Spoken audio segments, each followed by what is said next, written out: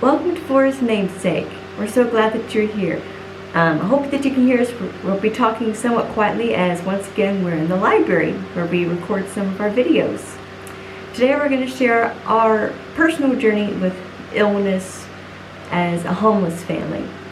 Started about maybe 2.5 weeks ago when my brother came down with a cold. He had a fever. He just wasn't feeling well. Eventually the rest of us had drainage, then colds, and mine was kind of mild, but for the rest of them, not so much. Got very uncomfortable, especially in the Texas heat. Then my sister, she had a 24-hour virus, and that was miserable. It was miserable for her. It was miserable for us to watch her, because when you're homeless, you can't always just run to a public restroom. You get what I'm saying? So yeah, that was no fun. And as you can tell, my mom has a lingering cough, and my dad does too. And this has been going on for maybe 2 weeks. So now she's going to talk to you about a personal illness that she had. As Valentine mentioned, in the Texas heat, it gets so hot with temperatures well over 100 degrees Fahrenheit, and with a heat index up to 107, so it's very hot. And being homeless, we spend most of our time outdoors, in the truck or outside somewhere. So it's important to drink a lot of water. And I mean, a lot more water than what you would normally drink. I think they say you need to drink at least 2 liters of water a day, or 8-ounce glasses of water a day is the norm. I think it's according to your body weight, but that's the norm, to be able to drink that much water. And when you're in that much heat, it's important to drink even more so water. Well, it's kind of hard, because water, we buy bottled water, because you just never know with the tap water if it's safe to drink. And I mean, there's only so much that you can get without somebody wondering what you're doing in a public restaurant, in a restroom rather, sorry. So we buy a bottled water, and that gets expensive. It's very expensive. We even get the cheapest one, and it's still expensive, because we have to buy several bottle package, like a package of 24, for example, to be able to, for all of us to drink that much water. It gets very expensive. And but because we don't have the money to always buy a whole lot of water, we don't drink enough water. We really don't. And I got a urinary tract infection. The UTI is another short term for it, and it's quite painful. And so I didn't have the money to go to a doctor. We don't have medical insurance. And someone donated on this channel, so you know who you are. And we've thanked you a dozen times for the donation for me to be able to go to urgent care and see a doctor. And they put me on a prescription for an antibiotic, and then also some pain medication. So I learned my lesson that I need to drink a lot of water. I mean, a lot. So it's a reminder for the rest of us too. Yes, exactly. So yeah, and then so that's one of the ailments, I guess, that I was inflicted with. The other is I have a strange, there's painful blisters on one of my feet.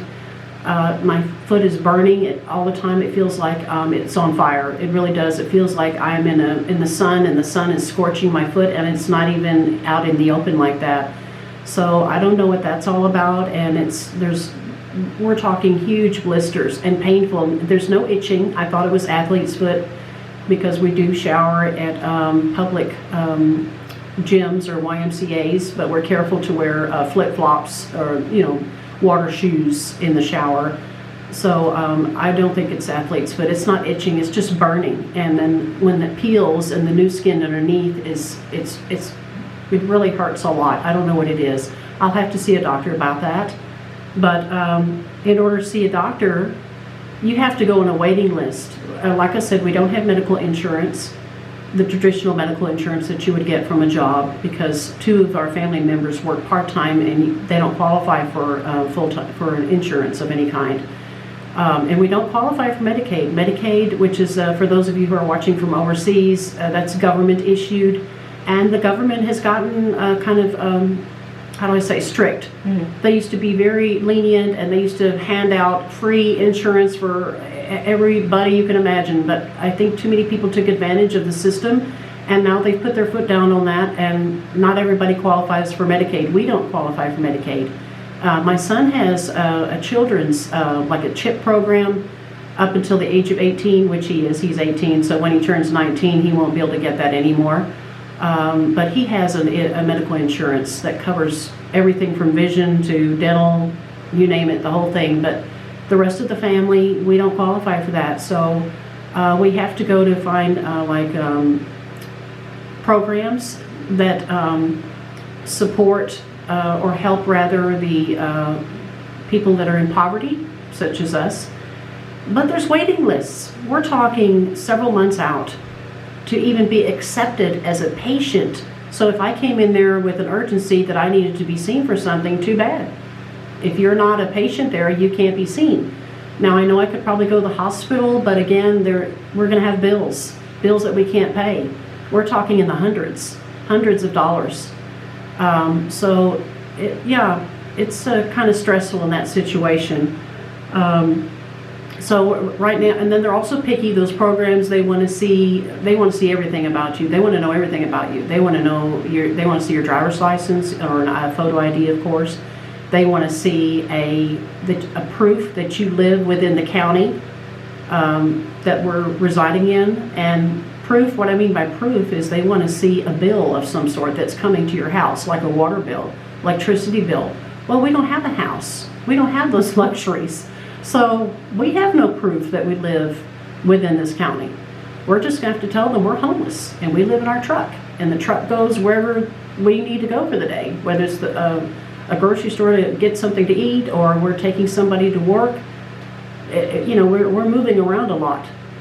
We're not stable in one place, except for at night when we choose a parking lot to sleep in. That's the only stable place that we have. So there is a waiting list, and then they also want proof of income. So we've got 2 family members working. And if y'all are wondering why I'm not working, I have a lot of, in addition to what I'm going through right now with the homelessness, I have a lot of disabilities, but I didn't qualify for disability because, again, they're extremely picky, and they turn you away umpteen times. And they're extremely picky. The doctor has to check off a whole bunch of things on, I don't know how many forms of paper. And you're practically, it's almost like they're making it sound like you're almost on your deathbed. I hate to say that word, but you pretty much have to be really, really disabled. We're talking you can't move, you're in a wheelchair, and I'm not in a wheelchair, but I do have blood clots in my legs. I was seen for that twice by 2 different doctors, and they both confirmed that I have, due to ultrasounds, they were able to determine that I do have painful blood clots in my legs. I also have osteoarthritis, which is deteriorations of your bones and cartilage. And I also have a bulging disc in my neck, a very large one actually, in the back of my neck, and also a bulging disc in my back. So the bulging disc in my neck has to do with all my movements in my hands, my arms, and the upper portion of my body. And the bulging disc in my back has to do with my legs and that sort of thing. And sometimes I'll be walking and suddenly it's like my knees have forgotten to walk and they just buckle, and I kind of fall to the ground, or I trip over myself. I definitely don't like stairs. I don't trust myself on stairs. I try to take an elevator, even though I'm claustrophobic in those, but I don't trust myself on stairs because I have fallen down flights of stairs before, because it's like my knees just give out. My legs just collapse, or it seems like I forgot how to walk. Things like that. So it's sad that I didn't qualify for disability, because if I did, we would be getting some financial help through the government to be able to help us live, help us get some food, or take care of our medical expenses and things like that. So that is the unfortunate thing there. And for those wondering about me, I did, when we first moved here, apply to several places and just never got hired, or they were very unethical, didn't get back with me, back and forth, wishy-washy.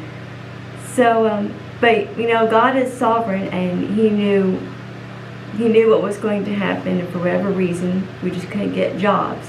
Daddy too. Yeah, Daddy too applied over 50 places at least. So we're really having to rely on the Lord to provide for our needs, and a lot of that does come from you, our viewers, and we're so thankful. And please don't feel bad if you're watching and you can't give for whatever reason, or you just don't have the money but you'd like to. Your prayers are enough, believe me. And but for those who have given, again, we're so thankful. I hope you know that your money is not taken for granted. We're not wasting it on frivolous items. This is for our health, for our vehicle that has had some issues.